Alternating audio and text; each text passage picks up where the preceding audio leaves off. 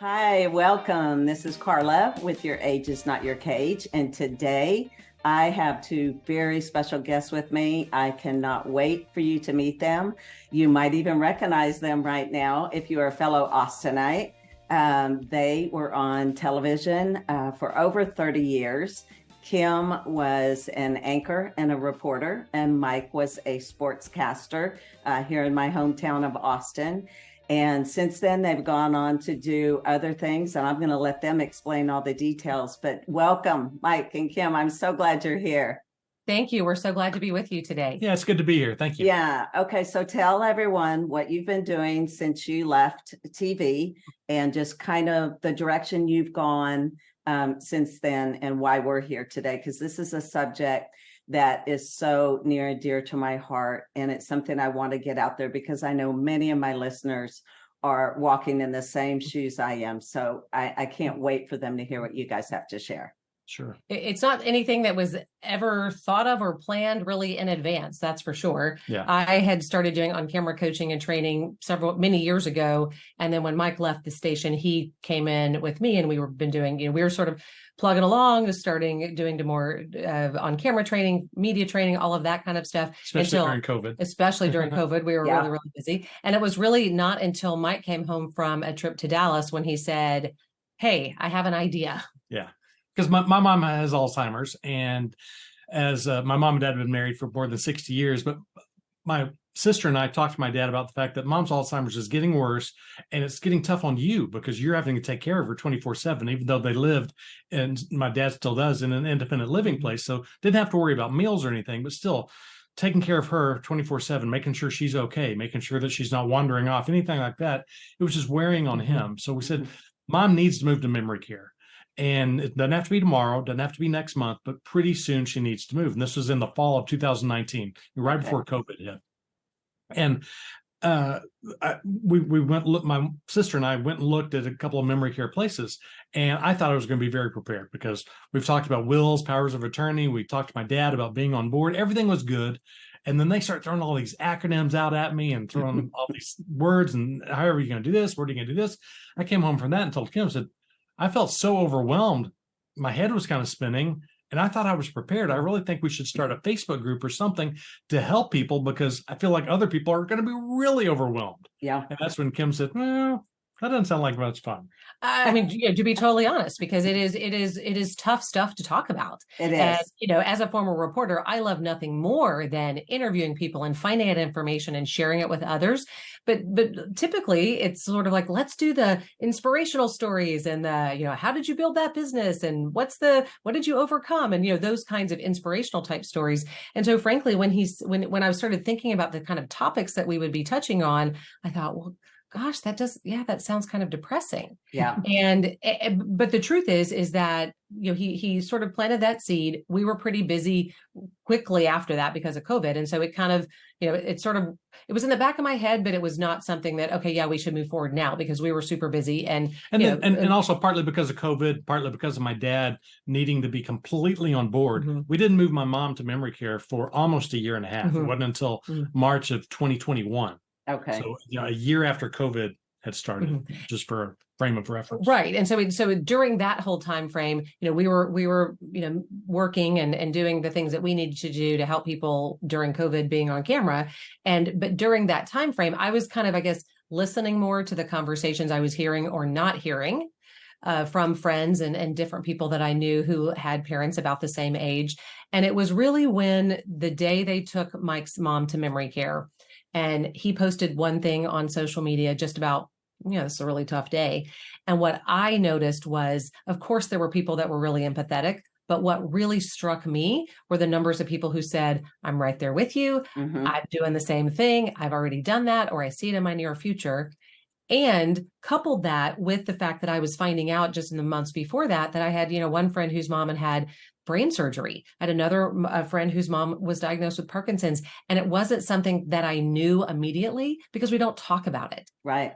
So when I saw that post and I saw the numbers of people that are going through it and realizing that so many of us are going through this and we don't talk about it, so we can't help each other. Right. And that's when I said, finally, okay, remember that that idea. I think you're right. We should do that. Let's And try it. yeah. Yeah. Yeah. Well, and I don't like to admit I'm right very often. I mean, I like to admit that I'm wrong and he's right very often. She hadn't been wrong very many times in our yeah, marriage, you know, it's the same in mine. It's crazy. Yes. Yes. Yeah. You know, the thing about that is it's hard to talk about. Yeah. And I know that when I've talked about certain things in the situation I'm in with my parents, my dad has Alzheimer's and vascular dementia coupled with diabetes and many other things. But when you talk about it and people that haven't been through it, meaning they mean good, but they offer up stuff that it's like, oh yeah, no, that doesn't work at this stage, or that's not. And it's something that I have found now as I talk about it. And so many of my friends that have been down this road that I feel bad. I even told a friend yesterday, I feel bad. I'm like, I wasn't a better friend to you during this time because I didn't understand fully what you were going through. And and I had told her that I was going to be talking to you guys. And I said, I just want people to have a place to go and a resource to go so they do feel like they're not alone in it. So I think that's why it's so important what you guys are doing. Well, because I think so many times, and maybe this is a societal thing, or because a lot of times there's not great news and it's hard stuff. But I think that so many times as a family, we sort of just circle up and we think that we're the only ones going through it. So we have to figure out everything out in our own little bubble, in our own little world, where I just really feel strongly that when we do talk about it, we can help each other. Because if somebody's been scammed, hey, I'm your girl. Like, I know the steps you need to take because we've been through that before. You know, Mike's got great experience with how do you talk to somebody who has Alzheimer's and as it progresses. So I feel like it's taking it from that of the attitude of we have to figure this all out on our own, even though we've never done this before. So how would we know what we're supposed to do or what resources are available or anything like that? So it's really a matter of just, you know, like that collective wisdom is so much stronger. Well, I think it's also the positive, negative aspect of it. And it doesn't matter what your personality is, whether you're outgoing, an introvert or whatever. Some people like to talk no matter what it is, but a lot of people, even if you're a huge extrovert like Kim, then it's kind of almost embarrassing. Like, you don't want to talk about the bad news. Oh, here's what my mom's going through right now. Oh, this isn't very fun. Here's what I'm having to do. I kind of like to compare it to having a baby, because when Kim and I had our first baby back in 1997, Kim knew how to change a diaper. She had to teach me. But otherwise, we didn't really know what we were doing. But everyone under the sun, friends, neighbors, coworkers, everyone had a bit of advice for us. Here's what to do because things are going to get better. Oh, the baby's not sleeping through the night. Here's what to do. It's going to get better. The baby's not walking yet. Here's what to do. Things are going to get better. And there was always some good news, even though it was tough on us, because it's always tough on new parents. You get so much great advice. People like to talk about it because it's fun. You're talking about babies. It's great. Yeah. But when you're talking about an aging parent and, well, mom has Alzheimer's, she doesn't recognize him. You don't want to be the Debbie Downer bringing the party down and say, oh, sorry, Mike. That's a bummer. I mean, right. And then turn and say, well, what else can we talk about? What's something fun? You don't want to be that person. So because of that, so many people live in silence. They don't want to talk about it. They don't want to share because they don't want to be that person who's like, oh, wow, you're the life of the party. Great. Yeah. And that's where we all run into. And it's people being able to find a group, being able to find a community, to be able to feel like it's okay to share. Like, oh my goodness, things are not good with my life. What can you do to help me? Or can you just listen? And that's what so many people in our group feel like. Yeah, because I think sometimes it's just knowing that you're not the only one. And I'm not crazy that I'm having these thoughts or these concerns or these challenges. Oh, okay, this is a real thing and other people are going through it too. Yeah, no, I think that's so important. And I would love for y'all to talk about kind of where they start, because we know I've thought about the shift in the reversal of I now feel like the parent of my parents. Yeah. And that is such a tough place to be at sometimes. And I can tell you there's times I would like to I just want my mom and dad to be my parents again, not parenting them and making the decision, and always feeling like when I go over there, and I think, Mike, I've heard you talk about this before, I have to get myself like in a mindset and in a place to be, I'm almost being positive and just uplifting. And I feel like when I leave, I'm exhausted emotionally sometimes. And so just kind of walk through that that role reversal from we are now making decisions for our parents, and kind of the best places to start with that.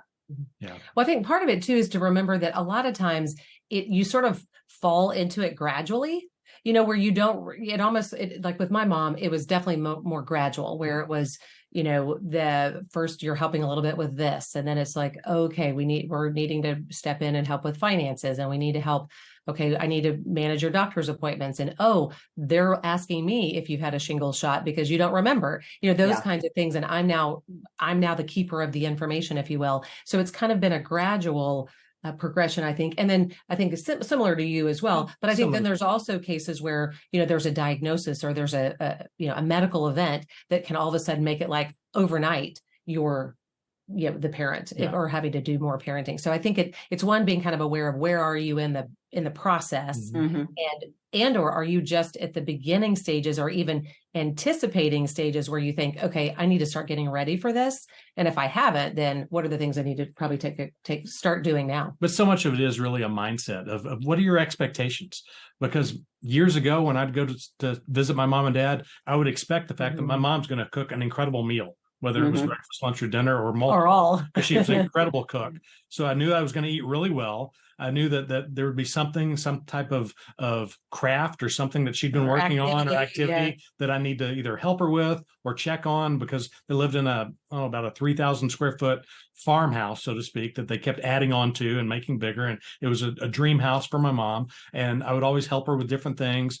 Huge barn out in the back that I would help her clean up or move stuff around. She always had something that, can you help me do this? Help me do that. And as Alzheimer's hit and started getting worse, stage 1, stage 2, stage 3, stage 4, stage 5, then it was less and less. It was more of a case of how you doing? Well, what's going on? And she wouldn't really talk about specific things. And you could tell at first it's like, you don't really notice. And then you realize, she doesn't remember. And then you realize maybe she doesn't realize who she's actually talking to. And she was good about hiding it. She still is to this day, oftentimes. But it's one of those things that you've just got to start getting to the mindset. And it's not that easy, but it can be done, just into the mindset of realizing that, I'm going to go see my mom next week. And my dad too, but I'm going to go visit my mom. And I know that I'm going to have to introduce myself and say, hey, Mom, it's me, Mike, your son. And oftentimes she'll say, I don't recognize you. When I visited her last month, the first words out of her mouth were, now tell me how I know you. Yeah. And that's not fun. When you're her only son, she's my only mom I've ever had. I'm in my mid-50s. It's not like I'm brand new. Yeah. So you've just got to get over that and realize, okay, this is how I have to deal with this, is that I have to, rather than saying, so Mom, do you remember back in 73 when we moved to our house and we started school, and the first day of school, I didn't have my supplies, so you had to leave and you ran out of gas. She doesn't remember any of that, so I can't bring that up. Yeah. Asking her in that way. Now I can say, I remember starting first grade and this is what happened. And she'll just smile and go, oh, wow. And then she'll change the subject because she doesn't remember. Yeah. But that's okay. But I just know that I can't ask her, Mom, remember when this happened? Mom, remember this? Remember that? You can't do it that day. Again, it's a mindset of just knowing how to deal with whatever they're going through. And in this case, it's Alzheimer's, but for some people, it's something with a heart problem or something with another medical condition where you just have to change the way you do things. Yeah. And it just makes it easier to cope, easier to get through it. I think that I love that what you said about managing expectations, because I think that is, we have that expectation, just as you were talking about, that, the things that you remember your parents and wanting them just to be your mom and dad and being the ones you can go to for advice or ask questions of. And I think it is having to make that shift to knowing what is it that I can really talk to them about, or maybe not, or just even in the interactions. I was with a friend this morning who just said that she hadn't realized how much her mom had slowed down. So they were on a trip and her mom did well, but she had to remember that, they would leave the hotel room and all of a sudden they're like, oh, wait, where's Mom? She's still way back there because she just moved slower. Right. Yeah. So, so it can be as simple as those kinds of things where it's just, you have to get used to the fact that it maybe takes a little longer to get out of the apartment. It takes a little longer to get from here to there. I found that when I took my mom to doctor's appointments, we had them scheduled pretty close together. And I'm like, we need to get into the car and get out, and we need to, we got to eat lunch fast and, get back to the next appointment. And so it's and again, those are more simplistic, but it's just all of those things come into play. Just like when you have a toddler, right? You know that you plan to leave and get them up and get them ready 30 minutes before you have to leave, because you know it's going to take that much time, even though you're not used to that. And just like that, when you have a toddler, not to compare them that much, but when you have a toddler, the toddler will throw a fit, or the toddler will start sucking their thumb, or getting upset, or throwing things, or whatever it is that they do. And you're mad, you're frustrated, and you're like, I can't believe this is happening. Why are you doing this to me? The toddler's not doing it most of the time. They're not doing it trying to get back at mom or dad. It's just, they're a toddler. That's what toddlers do. And it's the same thing when I bring up something with my mom and she doesn't remember it. I can't take it personally. I know it's not her fault. It's just, it's Alzheimer's talking, not her. So I can't get upset about that. I just have to move on. I tell you the truth. Every time I've visited my mom for the last year plus, since last June, every time I see her, I always say, Mom, guess what? Your granddaughter, Taylor, she has moved to New York City. And she's like, she has? Yeah, she has an advertising job and she loves it. And every time she's like, she's doing so well, isn't she? That's just great. And she says it like she's heard it for the first time, which that's how she is.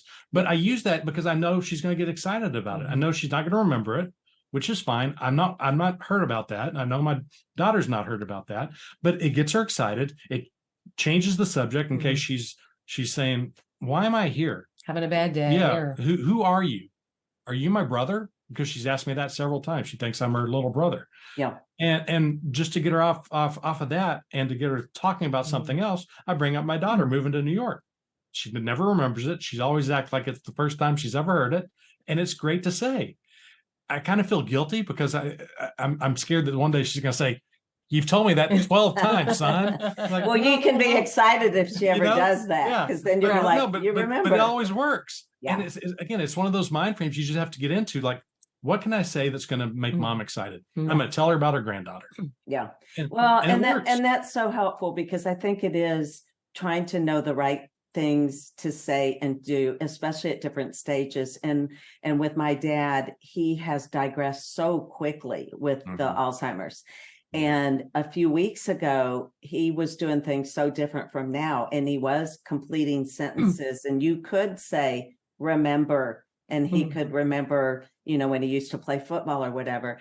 And now, just such a short time later, none of that is there. And so it's redirecting and figuring out how to talk to him. And really, it's just kind of being there with him. And it's a lot of, just telling them you love them, and just reminding them who we are. And there's not a lot more right now with where he's at, especially while they're trying to figure out his meds. And so it's something you're navigating, pretty frequently, how to handle it. And so with that said, what are like documents that we need to have from our parents? And I definitely want to talk about the resource guide that you guys created, because it's been a saving grace and a lifesaver for me already. And I want people to know about it. My husband and I already said we're going to order one, because we haven't filled out something like that. And you cover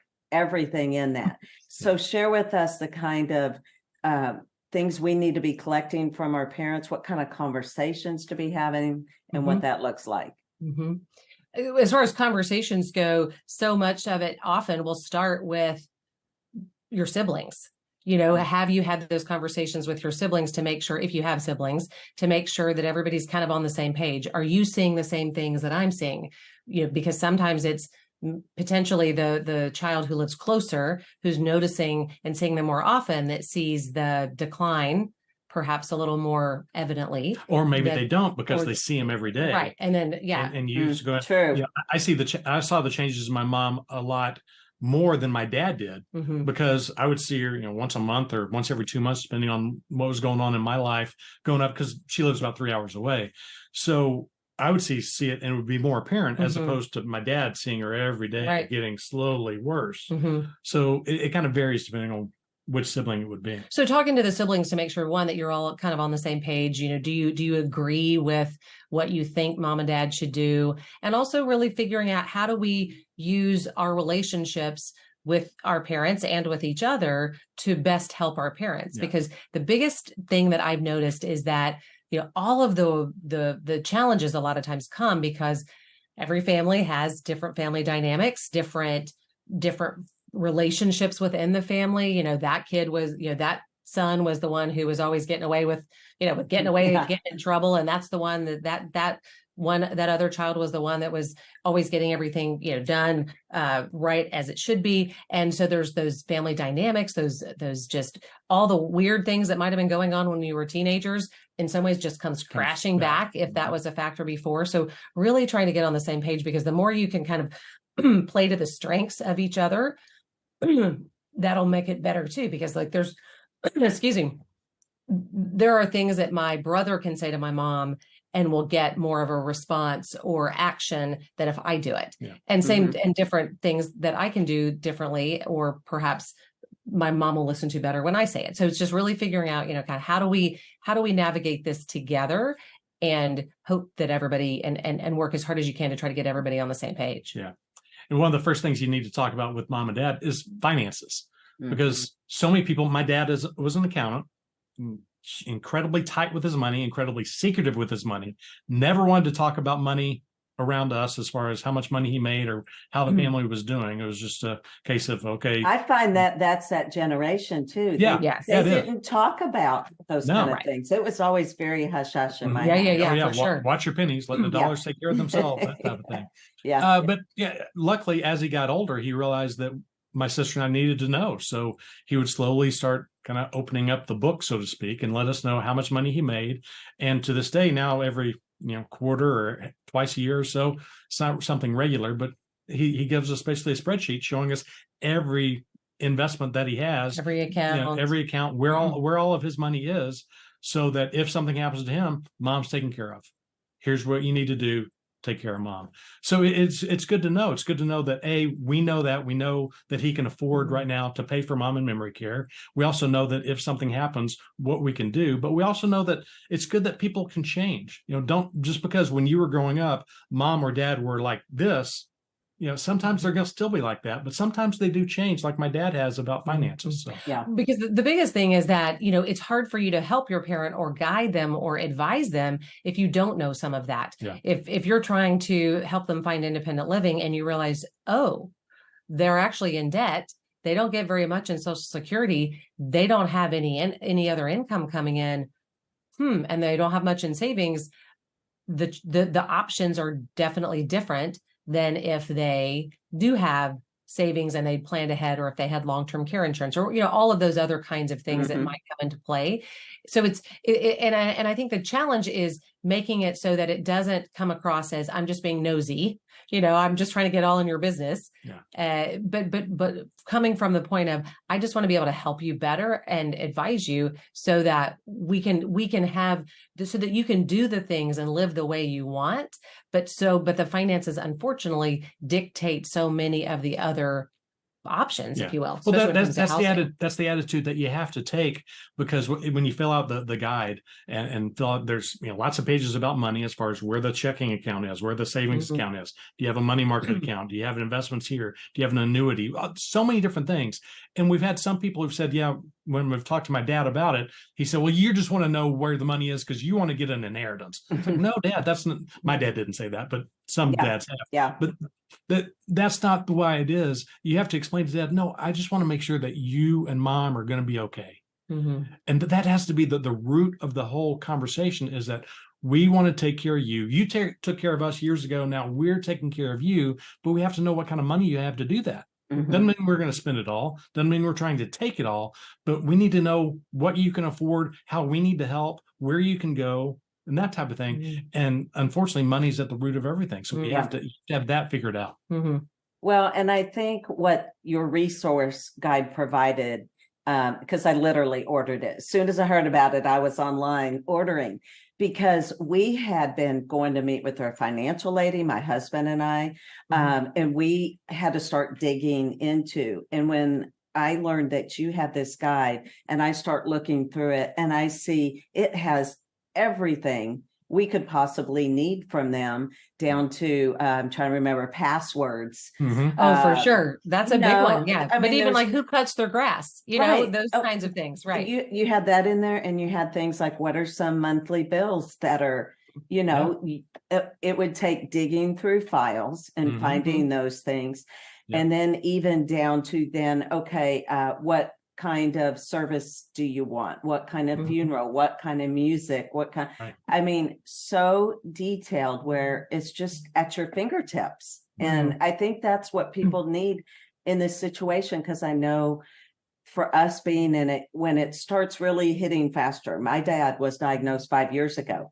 Well, you kind of start slowly going into things, Right. you know, you're just kind of working on things. But I think, like, I'll say like everyone else, I don't know if everyone else is like this, but for us, it's a little denial, not wanting. Sure. Oh, yeah. I mean, you don't want to deal with it because it makes it more real and like, oh, it might, something might happen sooner. But then when it escalates faster and faster, and because my mom is my dad's caregiver, so she was doing mainly everything. And then when it gets to the point where it's getting to be so much for her, and then when things digress so quickly, it changes so quickly, and to have resources and to be prepared ahead of time, I think is so key. And we're finding, because we're having to backtrack a little bit. Sure. And Well, that's what I want to save others from by sharing what y'all are doing. Well, when we were putting together the caregiver's key, a lot of it was just trying to think of what are all the things, because so much of it is prompts that just help you think about, oh, I hadn't even thought how important it was for me to know, where do they hide the extra key to the car, or what is the alarm code to the house, or who cuts their grass, or what's their blood type? You know, we really created it just to help prompt you to think about, oh, yeah, I hadn't thought about that. Might be helpful to know, because it's like so much of this this journey is, you don't know what you don't know. You've never done this before. Yeah. I don't, until my mom's doctor said, well, has she had a shingles shot? And I turned to mom and I said, did you have a shingles shot? And she said, probably. I said, oh, okay. So I need to find out the right answer. I need to find the definite answer. That's probably is not a sufficient answer. So I think it's really designed to help you sort of think through and not have to just envision what all those things are that would be helpful to know. The other thing to think about is that, you know, we talk about legal stuff and, you know, what needing a will, needing powers of attorney, durable and medical. But even if you have a durable power of attorney, which is the one for finances, even if you have that is great. You're in good shape. If something happens, imagine if dad lives in the house, not your house, but in his own house, and something happens where he's in the hospital, he's out of it, you can't communicate with him really, and you need to take over things. If you have that durable power of attorney, that is great. But start thinking about other things. Okay, he lives in the house. Do I need to go cut the yard? Oh, is there a little kid down the street? How do I get a hold of him? Oh, is it in his iPhone? What's the password to his iPhone? I need to know that. How does he pay his bills? What bills does he get? Okay, some may come in the mail like the old days, but a lot of them may be an email. Oh, it's in his computer. How do I get into his computer? How do I get into his email? Okay, because it's not just as simple as in today's technology world. It's not just as simple as, oh, let me find the checkbook, right? Let me find a checkbook because I have the durable power of attorney. I'm in good shape. It's all these other things, and once you start thinking about them, again, we're all different, so it depends on our personality and our family situation, our financial situation too. Is that okay? Do I have other bills that I need to pay, or that that dad's paying that I need to pay that I don't know about? I had no idea that he has an annuity coming in, and he uses that to pay for this bill. Oh, well, that makes sense. Different things like that once you have it figured out, if you have it figured out ahead of time, once that crisis hits, it lowers the crisis level down so much to where you don't have to worry about it nearly as much. You can concentrate on mom and dad or whoever it is that's sick. Right. You're not digging around and hoping that they've actually put them into files in a file cabinet. And it's not just in a pile somewhere that you're trying to dig through in an emergency, which would just make you more stressful than you already are. Yeah. I mean, what a time saver for the families to Mm-hmm. just have something in one place and they know this is where I go to get it. And Right. I showed my mom ours and, I said, I can fill it out because we have a lot of their information now, or I said, you can. And so she does have it. I think maybe she's filled out a page, so I might have to take it over. But I think it didn't feel quite as intrusive to her by saying, "Hey, I got this for you to make this easier for you, but also for us." Yeah. And I think that's a good way to present it too. Well, and I was going to say that somebody in our community shared with me that she bought the book, and it in many ways it made it easier to have the conversation with her dad because they actually sat down and filled it out together, which could be great. Yeah. But it just felt more of oh, this is information. The book says we need this information. So Dad, I need this information. So it didn't feel as intrusive in some ways too, because you've got to figure out what makes them comfortable. Because again, they're used to taking care of themselves. They've been doing this your whole life, our whole lives. And now when we're needing to step in, it's how do we approach it from a way of, I'm just wanting to make sure that I'm better prepared to help you. Yeah. I'm not just trying to get all in your business. Yeah. And the other thing that you can do, because some people seem to be a little bit uncomfortable with going through all this with mom or dad, because there are some, they say personal information, because it's not like it's that personal. It's just more information about you as far as the financial stuff or the legal stuff or housing stuff, anything like that, it's all about you. But something that you can do while you're asking, besides asking, okay, Dad, where's the second set of keys to the car? While you're asking stuff like that, you can say, Dad, what was your first car? Mm-hmm. And just start bringing up stories, because most parents love to tell stories. Yeah. So just get the stories talking. When you're talking about the house, and said, Dad, when did you buy the house? Oh, what was your first house? Do you remember that? Do you remember how much you paid for it? Yeah. Weren't the interest rates really high way back then? That type of thing, to where you can get them realize that you're not just talking about this yucky stuff because you want to know about it because things are going downhill for me, but you're also being able to talk about some memories, and it's a good chance to bring up all these memories that you may not know about or you may have forgotten about. And we've got that second side of the thing, that's the notes section. You can write down notes about all these memories and keep a way to keep things alive. And that's something that a lot of us cherish is to having all these memories about mom or dad. Yeah. And one of the things too, I think, is that if you can get one of the caregiver's key or something like it with where you can keep track of that information, when you can do it before it's actually really needed, makes it and even the conversations that we're talking about too, when you can have those conversations when it's a little bit more hypothetical still, like, hey, we watched this podcast and they were asking all these questions that I thought, what we've really never talked about. What would your desire be for where you'd want to live when you get older? When you can do it from a perspective of, maybe this is 5-10 years down the road, maybe it's next year, but it's still more of a casual conversation versus, okay, you broke your hip, you're in the hospital, you're getting discharged to rehab, and then they say you can't go home. What are you going to do?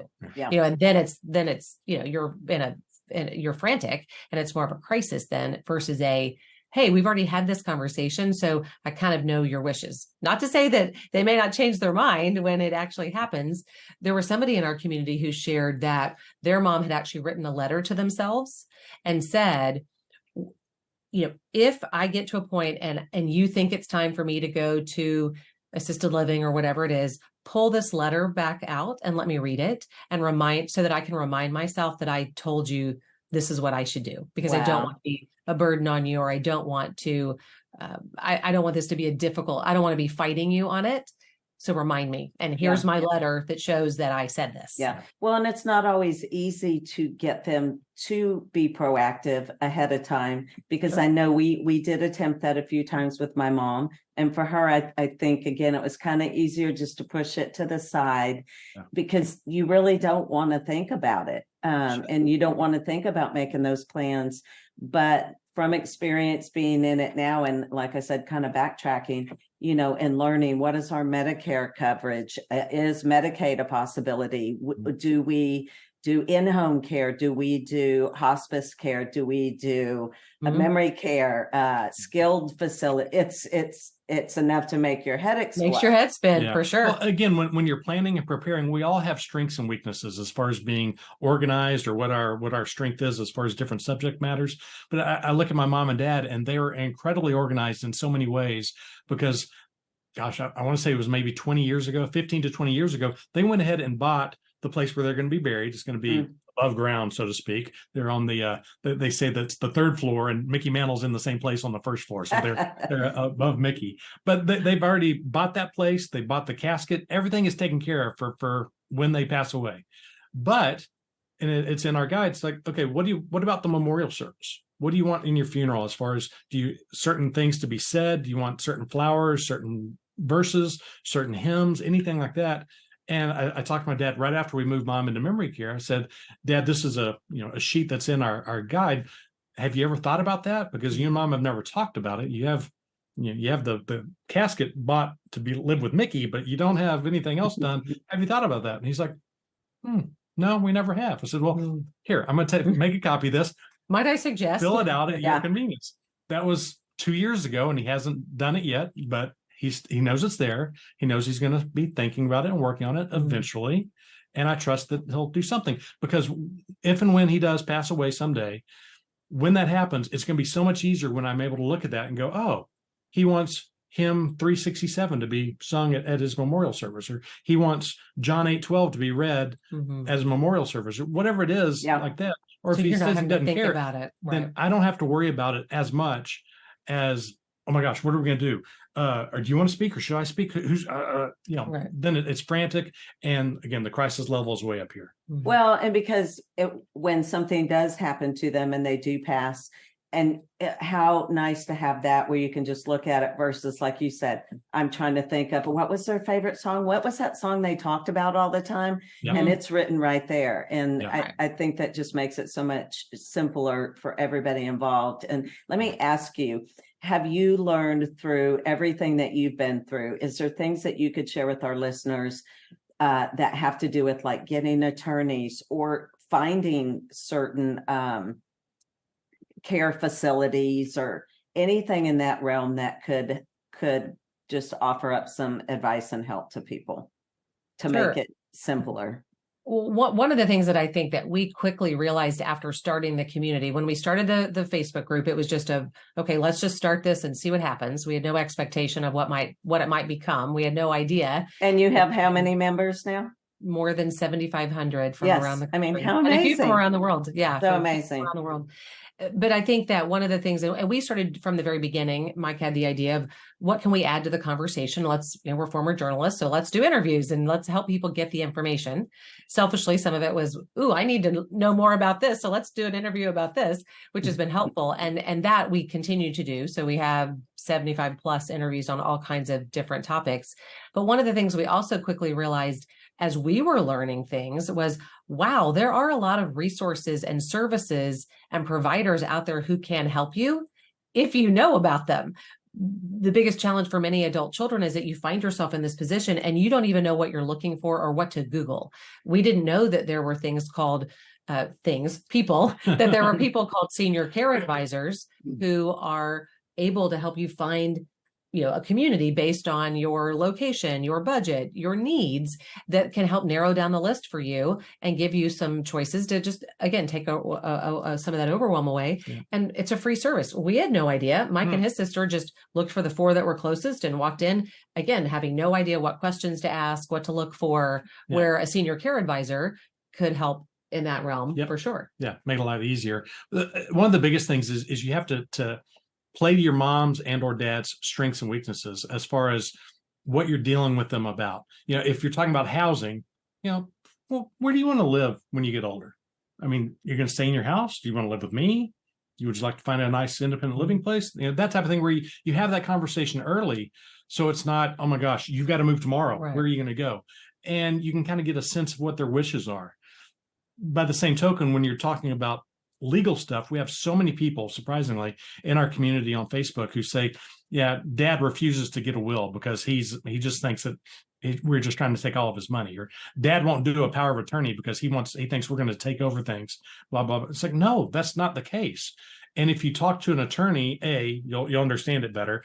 But if you talk to your mom and dad and realize one of the biggest gifts you can give to me is these legal documents, because if I have a will, and I have a power of attorney, legal, a durable and a medical, I don't have to worry nearly as much. I'm not taking anything.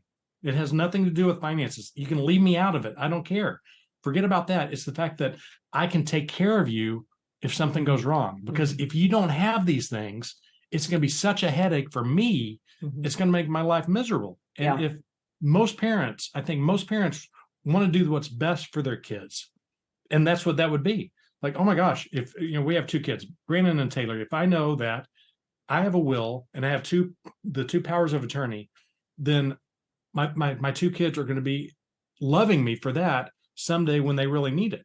Okay, that's great. I don't have to worry about, that's such a great gift I've given to them that we have those things. And it's the same thing for your mom and dad. So treat it that way, as opposed to, I need to have a will because I want to make sure that I'm getting more than my sister. You can't treat it that way, because that's what's going to rile up dad. That's what's going to make him go, whoa, whoa, whoa, whoa, whoa. That brings up the old things from when you were a kid. But if you just treat it like, what would be so good for me? The greatest gift you can give to me right now is, let's take care of these legal things so that I don't have to worry about them. Right. If you don't have the HIPAA, if you don't have medical directives, things like that can make it really difficult when you're trying, because frankly, it makes it impossible for you to make sure that you're carrying out their wishes.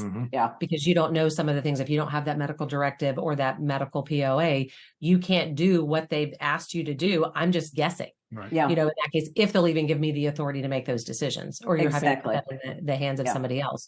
But I think that when you're looking for those services, that's one of the things that we've loved about our community, and even just some of the resources that we've been able to put together, is trying to help people find, an attorney or a hospice agency or whatever it is that you might, those different kinds of providers that you might need and that can really help you, and really helping to even understand. Hospice is one of those that is so misunderstood, I think, because so many people think, misunderstood. So we've done multiple interviews about hospice, because I think that most people, because of the term and the ways we've heard it used in the past, we think, oh, it's for like the last 4 days. Not necessarily. You could be on it for a year or more, or longer in some cases, if you're requesting it early enough, and you have to qualify and all of that. But I think it's just knowing that there are places that you can find those resources, that you can ask friends, that you can ask other people that are going through it or have been through it, because they're going to be able to give you those recommendations for, the specifics of where do you live? Okay, here's a independent living or an assisted living that's in the area that's close to you, because so much of proximity makes a big difference too for a lot of that, because you want to be able to be close enough that you can visit. I like to compare it to, again, going back to having kids going to college, because it's not like any of us wait until the day that they graduate from high school, and then we start bringing up the subject about college. No, it starts for us. We started saving at a very, very early age so that we could have enough money to send our kids to college. We started talking when they were in elementary school and even middle school about, okay, you need to make good grades. What do you want to study? And then we started looking at schools and if there were scholarships. And you look at so many things before they even graduate, and then you send them off to college. And it's the same thing here with so many things as far as where they should live, what they can afford, where they want to go, what they can do. And a lot of it is their wishes, whether they want to live at home, live with you, live in an independent living place, live in a nice independent living place. And it's so similar to college. Okay. Sorry, best you can do is junior college, but let's find a good one for you. Oh, you want to go to Harvard? Okay, let's see if we can send you to Harvard. There's a lot in between. And it's the same thing with where mom or dad are going to live. So if you start it early and have that conversation and look at it in that way, it just makes it a lot easier than waiting till the last minute and going, oh my gosh, we need to put you somewhere. Yeah. Right. We can't afford anything. You're going in the back room. Well, I mean, and even your Facebook group and the things that you've pulled together. I mean, I know we're all in Austin, Texas, not all the listeners, but we are. Right. And so this is still something that can be helpful to anybody. They don't have to live here. Oh, for sure. Are there other resources out there for listeners that don't live in our area, as far as other Facebook groups or other ways that they can get help? Because, and tell me if I'm wrong, the Facebook group that you have primarily focuses on our areas. Is that correct? Not necessarily. Okay. No, not necessarily. I think we have a lot of people, obviously, in Austin, just because we've lived here for 30 years. And so, and we've done a lot of presenting and things like that in Austin, but we have people from all 50 states. All 50. We have even some other countries, because so many of the issues of the challenges and things like that, and a lot of even the interviews that we've done, say with the Department of Public Safety, that may be specific to Texas. However, we'll list that you just need to find who is it in your state that's in charge of driver's licenses. And Mike made a list of, here's the one in Michigan and whatever, because that way you at least have the verbiage, you understand the questions that you're asking, and you're sort of, if I'm trying to get to my parents reported so that they quit driving and have to have another test, that's the example there. Who is it that I need to access there? One resource that we have found to be that's in every city, if you will, is called the Area Agency on Aging. And it's a government funded program that is sometimes called a little bit different name, but if you just go to Google and type in Area Agency on Aging in your city, it's in most metropolitan cities around the country. And that's a great place sometimes as a first stop for being able to find that. There's also, there are care managers and there are national associations. So sometimes you can go to their website to find, hey, who are people that are members of the National Care Association of Care Managers, associations like that. So national associations can be a helpful place to be able to find that, specifically if you're looking for elder attorneys. Being able to, a lot of times it's asking just in your community, because that's where you're going to get those great resources. Which is why, referrals. Unfortunately, sometimes you're not comfortable asking within your community because you don't want to be, again, the depressing one asking bad things. So that's why our community with Parenting Aging Parents is so good, because you can get in there and ask. And we had somebody from Chicago asking a question about the Chicago area last week. A couple of weeks ago, someone from the New York area asking about that area. And there aren't as many people as are in the Austin area in our group, but we have people from everywhere. So people will chime in about, oh, have you tried this? Have you tried that? Maybe if you do this, it'll work. And it'll just give you an idea about, may not have the exact answer because we're all so different. We have different medical conditions, different financial situations, different relationships with our mom and or our dad. Things are different, but you know where to start. A good base of where to start and where to build from that. Well, and as we continue to grow and grow and grow and grow, we have more and more people from other places that can say, here are 10 people who all can give you ideas about the assisted living in downtown Chicago versus in a suburb or whatever, so that's why we are excited that it continues to grow, because that way we can give those people can get those sort of specific recommendations too, if they need. Okay. I have two things I want to ask you. You do a Zoom call on Thursday nights. We have a support group. To explain what that is and Sure. and what that looks like. Sure. It's a support group that we have that is every other Thursday night on Zoom at 7:00 Central. And that really is just open to help people have a place to come, whether they want to just listen and make it, and realize that, okay, I'm not alone. There are other people going through this. So whether it's just to listen or to vent or ask a question, the facilitator who is the facilitator has been in the senior care industry for a long time, and she's worked in lots of different parts of it. She's worked in memory care. She's a senior care advisor. She's done lots. So she has had a lot of experience and she shares with this all the time, had a very difficult relationship with her mom. And so, she can empathize and or advise in many cases about some of the things that she was able to do too. So it really is just a safe place where people can come and feel supported. And outside of that and get what they need. Kind of like what Kim said, that if you have lots of questions, like, okay, mom has Alzheimer's. I don't know what to do. Do I need to put her in a memory care place? Can I keep her at home? What do I do? What do I do? You can ask those types of questions and get some answers. Or you can be my dad.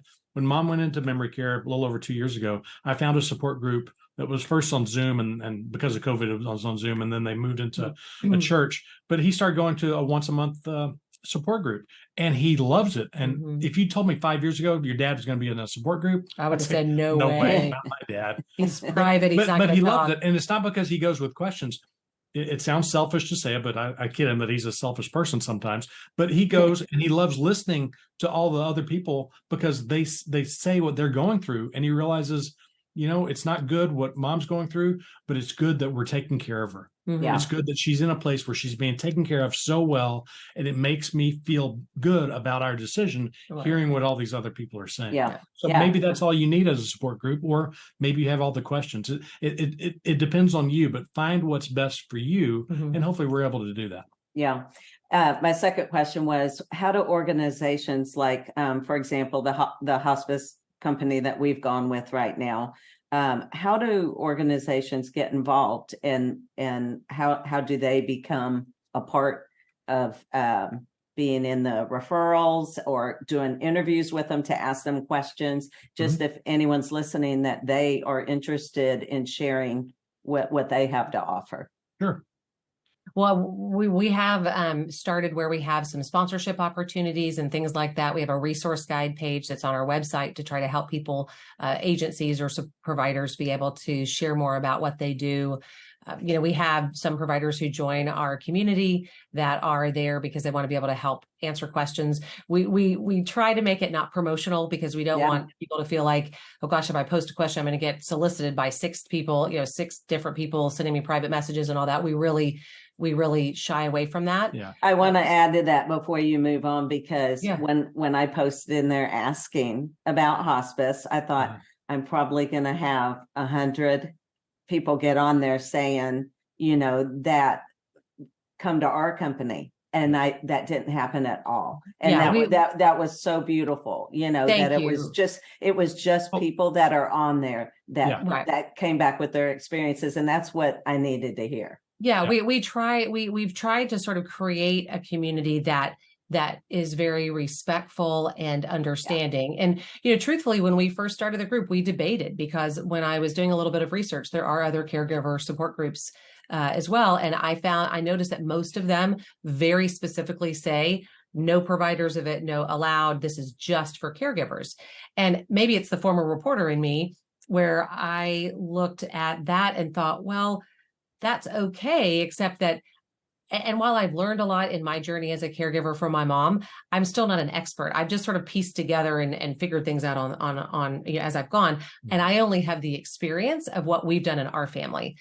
So we really felt like having experts that can be part of our community can offer a different, they just have expertise, right? They've seen dozens of scenarios of the same situation and it played out differently, where they have just a breadth of knowledge that I don't have as in my own little world, or you have in your own little world, or you have in just your family experience. So we really debated about whether to allow providers in our community. And we have found that for the most part, most are very respectful and a lot of the people that are in the senior care industry are there because they really have a heart for people and for helping them. And we make sure that we love them, but we make sure that they know what our rules are, because I didn't want our Facebook page to start turning into a Craigslist or an eBay, to where, and if you turned it around, I would probably want to do it too, to where I would want to post every day, hey, Mike Barnes has this to offer you. I think you should check this out. And, contact me at mike@mike.com. That's something like that. It's like, okay, it could be okay, but we would get so many people who did something like that, that the page would just look so messy and just so overwhelming in that respect, promotional and promotional. And I didn't want that. So we were able to make the rules, and so many people are being so good about living by those rules and understand that they're still able to get business out of it by playing it our way and the way that we like it. And I think it's turned out best for everyone that way. I think because it's such a community, and that's what you find when you're in it. It's a community that just wants to help each other. They just want to provide information to make the process easier. And that is what I found. And when you were talking about the care within even the hospice that we've dealt with, just the care that they've shown us, every person that has come out to visit with us, and my mom and dad, they make you feel like you're all that matters in that moment, and that they value you, they see you, they hear you, and they empathize with you. And today the nurse that came out just sat there and was holding my dad's hand, let him play with her phone, gave him this stethoscope. I mean, just showed him pictures of her dogs because she knew he loved dogs, and just entered his world. And I think that's what your community reflects from what I've seen. And it's just a community that I have found, just being in it the time that I have been, that it's exactly why I'm so passionate about now, just paying it forward and helping people and sharing what you're doing so that they can have a good experience with it. Good might not be the right word, Sure. but a better experience Yeah. in how they move forward with it. Yeah. And I was just going to say, we've had so many people, it's sad when it happens, but so many people who've posted that mom or dad has passed away. But I am so thankful for this group. I'm so thankful for so many of you, not talking about us, but the people in the group who have helped them in so many ways, whether it's giving them encouragement, giving them an idea about something, giving them a suggestion about a provider, whatever it is, to help try to make things a little bit better. Because it's not fun and it's not easy what we are going through. And what we can all do together to help make things better for everyone is so, so valuable. And people don't realize it until they're going through it. Yeah. I mean, that from that is what's made me and made us both so passionate about being able to go out and do presentations to organizations, to companies, to associations, to conferences, to help adult children be more prepared. Because the more prepared you are, the better worker you can continue to be, the better parent you can continue to be, the better child you can continue to be, better friend, all of those things, because there's so much of that just sort of can just sort of, smack you in the face all of a sudden. And the more prepared you are ahead of time, the easier it's going to be. Doesn't make it easy, but the easier it can make it as we go. And we really feel strongly about, companies that can help educate and prepare their employees. One helps their employees in their personal lives, but also will help them continue to be better employees when things are happening. Yeah. Is there anything that we haven't covered that y'all really would love to share and get out there and make sure is something that people know about? I think it's just knowing that because we've never done this before, every person's situation is going to look a little different. Everybody's journey is going to look a little bit different. But I have just found that collective wisdom is so powerful and so comforting. Yeah. Daily, people will say in the group, I'm just so glad I found others so that I don't feel so alone. And I think that's really key. And that was, we have gone ahead and we have a paid membership for people that just want additional resources and help and information, because we find that there are people that just need a little bit more, because we've never done this before and we're just trying to figure it out. And some situations are much more complicated. Some are a little more clear cut. You just got to figure out where you are in it and find and plug in where you need. Yeah. And we all have special relationships with our moms and our dads, and it's not fun what we're going through. And I say this all the time, that yes, it is a mindset, and it's a mindset in so many different ways, and the different things that you're having to do, whether it's taking care of their finances or pick them out a new place to live, or just to go visit them. Like I'm going to go visit my mom next week, but you can't dwell on the past. You can't worry about what's missing. You have to love what's still there. And once you can get over that hump, it makes things so much easier on you. And that's the biggest thing is that yes, you want to worry about your mom, you want to take care of your dad, you want to take care of the family, but you have to look after yourself as well, because if all of this pain that you're going through, this emotional pain, brings you down, it's not going to be good for anybody. So you can get through that and just love what's still there with mom and or dad, it makes things a lot better. That's such a beautiful point. And I have a friend that has walked this journey, and she's been a huge support and comfort for me. And the one thing she always says is just join them in their journey, join them where they are right now, whatever that is. And then just every day be thankful for those moments, those times you get with you and with them. And that's what I remember. And even just a small moment today at being at my parents', and my dad came walking out from waking up, and just the smile on his face. If I could have just captured that, forever, I captured it in here and here. But it's just those moments and taking that. So I mean, it's joining them in their journey. And so I just thank you both so much for what you're doing and what you've created. And I'm a huge fan, and I will be promoting this and sharing it, as much as I can, because I just believe in it. And I think it's going to just help so many people along the way.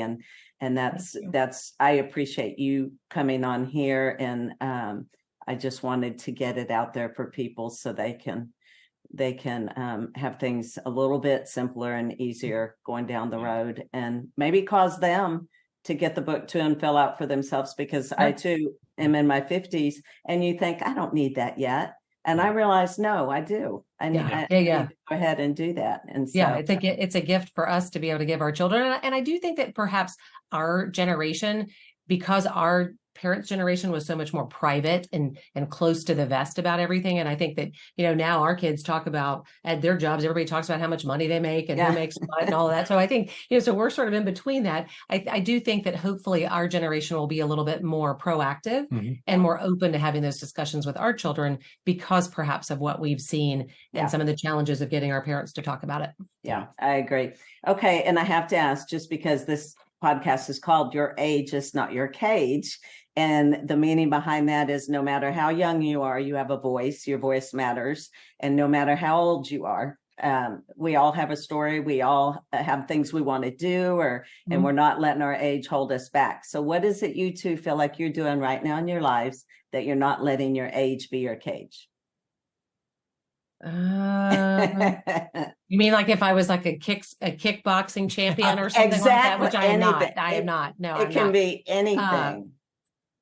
I don't know. I just feel I feel like as I'm listening to some of my friends who are sort of at in their mid 50s thinking about retirement and things like that, I'm thinking, that I don't know when that's ever going to happen. So we're working harder, I think, now than we did when we were actually in our careers, if you will, in some ways.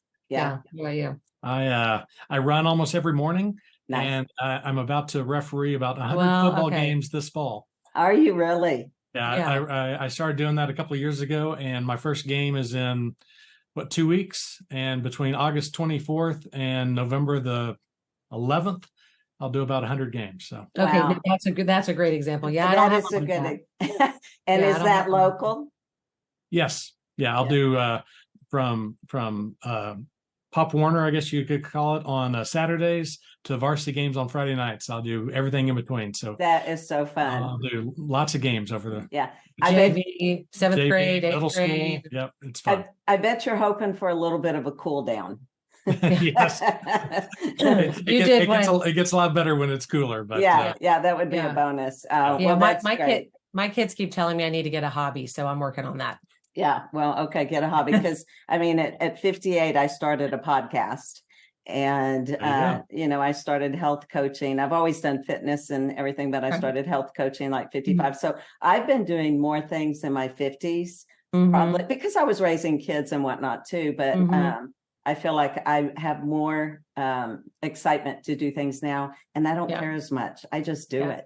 Yeah. So I guess, starting a new business in our 50s. Exactly. We hadn't planned necessarily. Yeah. Well, thank you both so much. I really enjoyed our time together, and I'm just going to be looking forward to seeing all that happens with this, and I'll continue to share, and just thank you. Appreciate you guys. That's great. Thank you, Carla. Yeah. Okay. All right. Take care.